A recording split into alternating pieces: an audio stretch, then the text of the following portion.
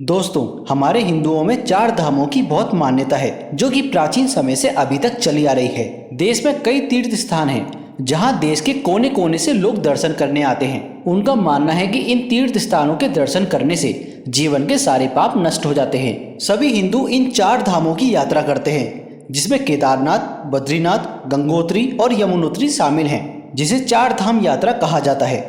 इन चारों धामों में केदारनाथ धाम एक ऐसा धाम है जहां पर सबसे ज्यादा श्रद्धालु पहुंचते हैं और यहां पर विराजमान देवों के देव महादेव के दर्शन करते हैं। केदारनाथ की यात्रा के दौरान श्रद्धालु कई मनोरम दृश्य को देखते हैं। उन्हें ऐसा महसूस होता है कि जैसे वो जीते जी स्वर्ग में आ गए हों, क्योंकि केदार धाम में एक तरफ 22,000 फीट ऊंचा केदार पर्वत है, दूसरी तरफ 21,600 फीट ऊंचा खर्च कुंड है और तीसरी तरफ 22,700 फीट ऊंचा भरत कुंड नामक पहाड़ है। न सिर्फ इन तीन पहाड़ बल्कि 5 नदियों का संगम भी यहाँ पर है, जिसमें मंदाकिनी, मधुगंगा, शीरगंगा, सरस्वती और स्वर्ण गौरी आदि नदियां हैं। इन नदियों में अलकनंदा की सहायक मंदाकिनी आज भी मौजूद है। इसी के किनारे है केदारेश्वर धाम। यहाँ सर्दियों में भारी बर्फ और बारिश में जबरदस्त पानी रहता है। यहाँ कब बादल फट जाए और कब बाढ़ आ जाए यह किसी को नहीं पता। दोस्तों, आप लोगों को पता ही होगा कि केदारनाथ 6 महीने खुलता है और 6 महीने सर्दियों में बंद रहता है। जब मंदिर खुलता है तब भगवान केदारेश्वर के विग्रह को ऊखीमठ ओंकारेश्वर मंदिर से लाया जाता है। भगवान केदारेश्वर एक डोली में बैठते हैं और गुप्त काशी गौरी कुंड होते हुए केदारनाथ धाम पहुंचते हैं। भगवान की डोली के साथ उनके भक्तों का एक बहुत बड़ा सैलाब कम से कम 14 किलोमीटर की यात्रा करता है और तब केदारनाथ मंदिर को फूलों से सजाकर भगवान केदार की धूमधाम से पूजा अर्चना करके स्थापित किया जाता है। उसके बाद शुरू होती है केदारनाथ यात्रा, जहां जाना हर एक हिंदुओं का सपना होता है। ऐसे ही कई पौराणिक बातें और रहस्यमयी बातें हैं जिसे आज की वीडियो में आपके संग साझा की जाएगी। लेकिन दोस्तों, उससे पहले आपसे एक छोटा सा निवेदन है कि अगर आपने अभी तक हमारा चैनल युगो युगो तक को सब्सक्राइब नहीं किया है तो उसको जल्दी से सब्सक्राइब कर लीजिए। तो चलिए वीडियो में आगे बढ़ते हैं।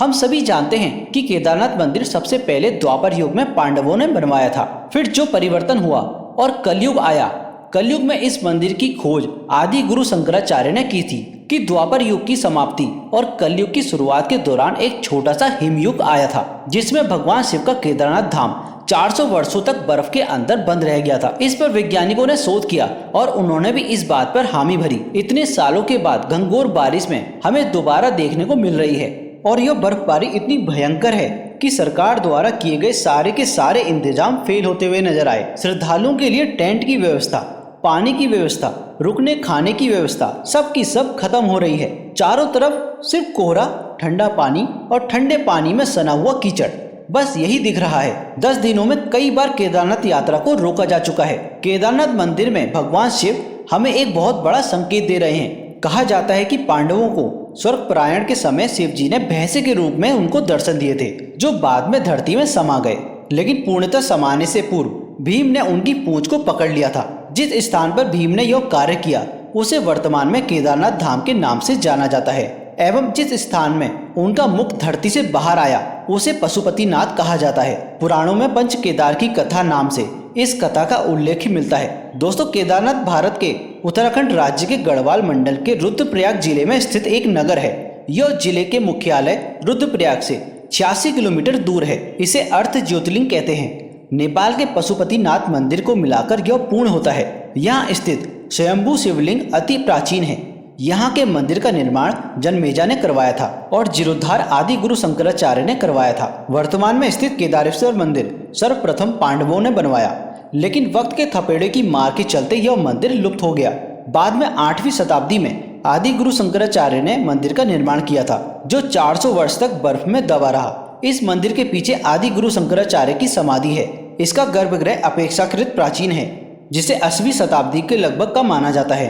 पहले 10वीं सदी में मालवा के राजा भोज द्वारा और फिर 13वीं सदी में मंदिर का जीर्णोद्धार करवाया गया था। 400 साल तक कैसे बर्फ में दबा रहा केदारनाथ धाम, और जब बर्फ से बाहर निकला तो पूर्णतया सुरक्षित कैसे रहा। देहरादून के वाडिया इंस्टीट्यूट के हिमालय जियोलॉजिकल वैज्ञानिक विजय जोशी के अनुसार 13वीं से 17वीं शताब्दी तक यानी 400 साल तक एक छोटा सा हिमयुग आया था, जिसमें हिमालय का एक बड़ा क्षेत्र बर्फ के अंदर दब गया था। उसमें यह मंदिर का क्षेत्र भी था। वैज्ञानिकों के अनुसार मंदिर की दीवार और पत्थरों पर आज भी इसके निशान देखे जा सकते हैं। दरअसल केदारनाथ का यह इलाका चोराबली ग्लेशियर का एक हिस्सा है। वैज्ञानिकों का कहना है कि अगर ग्लेशियर इसी तरह लगातार पिघलते रहा और चट्टानों के खिसकते रहने से आगे भी इस तरह के जल प्रलय और अन्य प्राकृतिक घटनाएं जारी रहेंगी।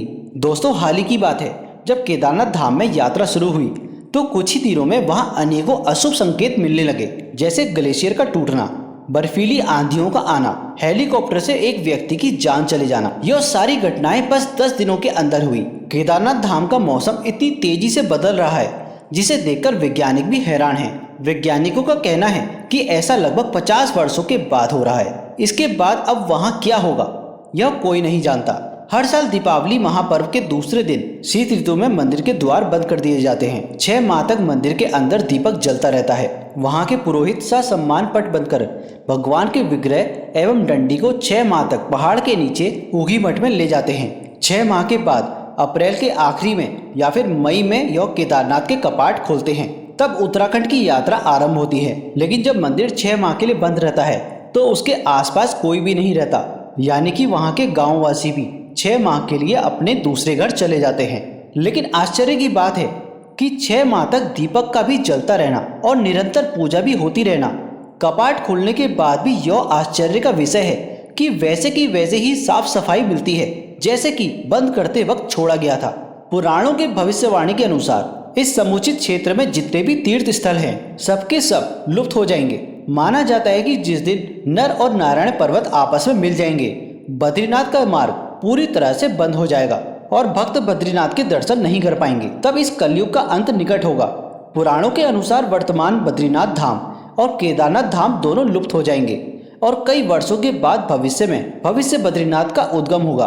तो दोस्तों, अब हम बात करते हैं कि मंदिर को कैसे बनाया गया था। यह मंदिर कटवा पत्थरों की भूरे रंग के विशाल मजबूत शिलाखंड को जोड़कर बनाया गया है। 6 फीट ऊंचे चबूतरे पर खड़े 85 फीट ऊंचे, 187 फीट लंबे और 80 फुट चौड़ी मंदिर की दीवारें 12 फीट मोटी हैं। यह आश्चर्य ही है कि इतनी भारी पत्थरों की इतनी ऊंचाई पर लाकर और तराश कर कैसे मंदिर की शक्ल दे दी गई। खासकर यह विशालकाय छत कैसे खंभों पर खड़ी कर दी गई। पत्थरों को एक दूसरे से जोड़ने के लिए इंटरलॉकिंग तकनीक का इस्तेमाल किया गया।